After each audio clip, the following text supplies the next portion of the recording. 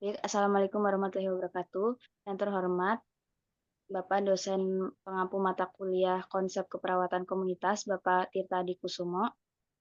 Baik, di sini kami dari kelompok 11B akan mempresentasikan hasil analisis dan review dari buku Bunga Rampai Kinerja Pembangunan Kesehatan di Indonesia. Kelompok kami itu mereview bab 11, yaitu mengenai upaya memperkuat sistem kesehatan nasional. Lalu selanjutnya, Lalu untuk selanjutnya itu dari kelompok kami terdiri dari yang pertama saya sendiri Amalia Lubna dengan NIM 2209813, yang kedua ada Dinda Silvania Raisia dengan 2205849, yang ketiga itu ada Fuji Awaliyah Nur Andini dengan NIM 2208022. Untuk materi selanjutnya akan disampaikan oleh rekan saya. Oke, saya di sini akan membahas definisinya terlebih dahulu. Ada upaya memperkuat sistem kesehatan nasional. Sistem adalah suatu keterkaitan di antara elemen-elemen dalam pola tertentu untuk mencapai tujuan tertentu. Terdapat dua prinsip dasar suatu sistem, yakni yang pertama ada elemen komponen atau bagian pembentuk sistem, dan yang kedua ada interconnection, yaitu saling keterkaitan antar komponen dalam pola tertentu.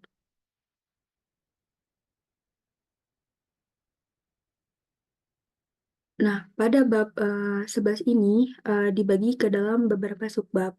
Yang pertama ada penguatan subsistem upaya kesehatan. Eh, itu membahas yang pertama penguatan puskesmas. Secara rinci dibahas mengenai penguatan fungsi puskesmas, pengembangan fungsi UKM dan rawat inap, integrasi sistem informasi, serta koordinasi dengan Pankes lain. Yang kedua, penguatan prasarana puskesmas, rinci membahas penguatan prasarana berupa ambulans, ambulans darat, dan perairan, telemedicine, BAK atau BOK, untuk operasional ambulan dan telemed, serta paket sarana internet dan tenaga untuk DTPK. Eh, pada poin 3 sampai poin 7 mengulas penambahan jumlah puskesmas, pemenuhan tenaga, dan peningkatan kualitasnya, pelayanan bergerak, standarisasi 100% puskesmas, serta penggunaan webinar dan e-learning untuk pelatihan. Eh, Poin 2 juga ada penguatan sistem rujukan, mengulas revisi Permenkes sistem rujukan, penguatan rujukan UKM, jejaring laboratorium, dan rujukan balik, serta penguatan RS, rujukan nasional dan regional, serta memaparkan rinci mengenai penetapan RS umum dengan layanan unggulan dan RS khusus.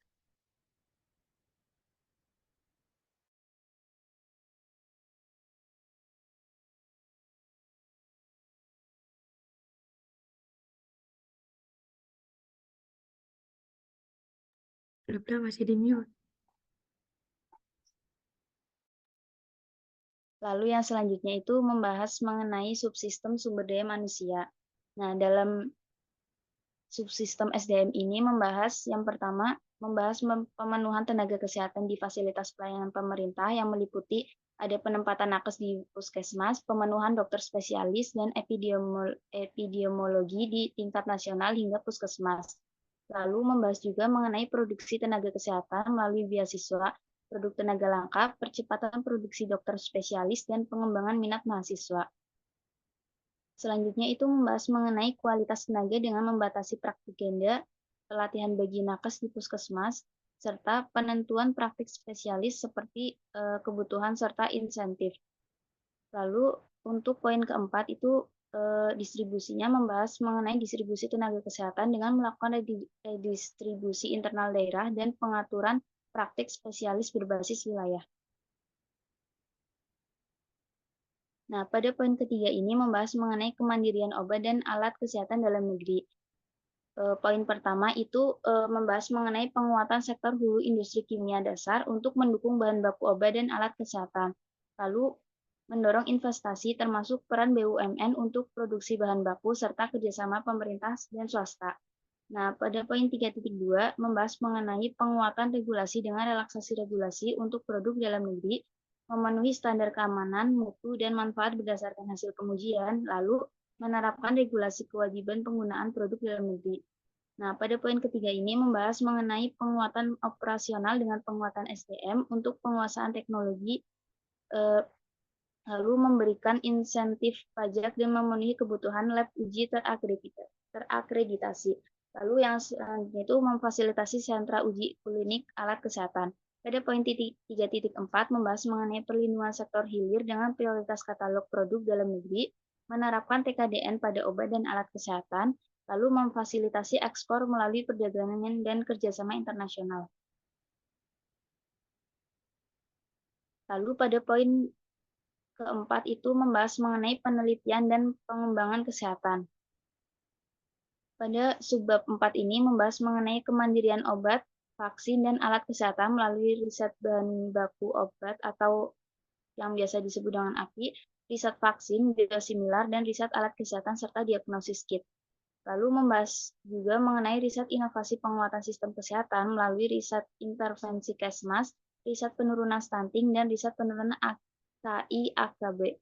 Lalu membahas juga mengenai riset kesehatan nasional untuk mendukung SDGs dan RPJMN melalui riset terkait konsumsi dan status gizi, riset beban penyakit atau burden of disease, dan riset kesehatan dasar pada tahun 2023. Pada poin 0,5 atau 0.5 di sini membahas mengenai manajemen pelayanan kesehatan. Ada 3 yang dibahas di sini. Yang pertama adalah digitalisasi pelayanan kesehatan. Nah, ini tuh membahas upaya digitalisasi pelayanan kesehatan yang meliputi 7 aspek, yaitu adalah pelembagaan digitalisasi, lalu single entry pelayanan kesehatan, digitalisasi posyandu, digitalisasi input data puskesmas, penguatan satu data kesehatan, penguatan e-logistik farmasi, dan yang terakhir adalah integrasi data pelayanan Kementerian Kesehatan. Lalu yang kedua adalah desentralisasi dan penguatan dinas kesehatan. Nah, ini tuh membahas mengenai meningkatnya kualitas dan aksesibilitas layanan kesehatan melalui implementasi teknologi digital. Lalu yang ketiga adalah kelembagaan dan regulasi. Nah, di sini itu membahas isu kelembagaan dan regulasi kesehatan dengan 3 aspek, yaitu adalah rencana pencegahan dan pengendalian penyakit tidak menular dan regulasi terkait rokok dan tembakau. Lalu juga tujuan kelembagaan dan regulasi ini adalah untuk meningkatkan kerangka hukum dan peraturan dalam sistem kesehatan nasional. Lalu pada poin 6 di sini pada subbab 6 di sini yang dibahas adalah pemberdayaan masyarakat. Nah, ini tuh secara singkatnya membahas berbagai upaya pemberdayaan masyarakat dan peningkatan peran kelembagaan masyarakat.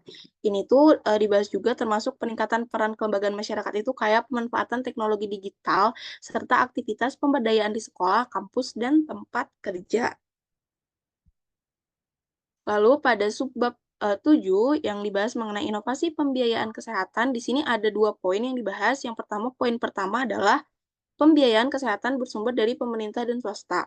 Nah, yang dibahas di sini adalah membahas sumber pembiayaan kesehatan masyarakat atau disingkat UKM yang meliputi pembiayaan promotif dan preventif.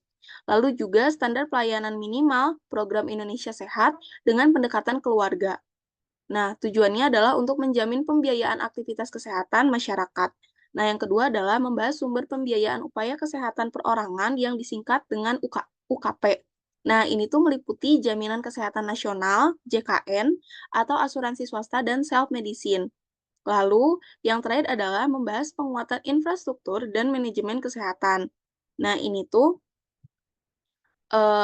melalui advokasi, pembiayaan fasilitas, terus juga SDM, obat, dan alat kesehatan. Nah, bertujuannya itu untuk meningkatkan kapasitas pelayanan kesehatan. Lalu yang kedua adalah inovasi pembiayaan kesehatan. Nah, ini tuh membahas yang pertama, kontrak pelayanan non-pemerintah dengan keterlibatan swasta. Nah, maksudnya untuk melibatkan partisipasi swasta secara berkelanjutan. Lalu yang kedua adalah membahas peningkatan peran pembiayaan pemerintah daerah dan pemerintahan daerah dan pelaksanaan belanja kesehatan strategis untuk program prioritas dan JKN. Nah, ini tuh untuk meningkatkan efisiensi dan akuntabilitas pembiayaan kesehatan. Selanjutnya, akan dijelaskan mengenai kelebihan dan kekurangan yang dibahas pada bab sebelumnya. Dalam buku Bunga Rampai Kinerja Pembangunan Kesehatan di Indonesia dari kami kelompok 11 itu menyimpulkan bahwa kelebihannya itu Materi yang disajikan relevan dengan pembahasan mengenai kinerja pembangunan kesehatan dan upaya memperkuat sistem kesehatan nasional di Indonesia.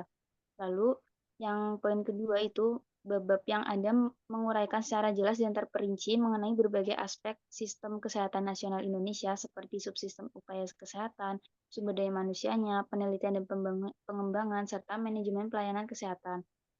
Lalu poin ketiga, disertai juga dengan gambar atau ilustrasi untuk memperjelas konsep yang dibahas, seperti gambar hubungan antar subsistem dalam sistem kesehatan nasional.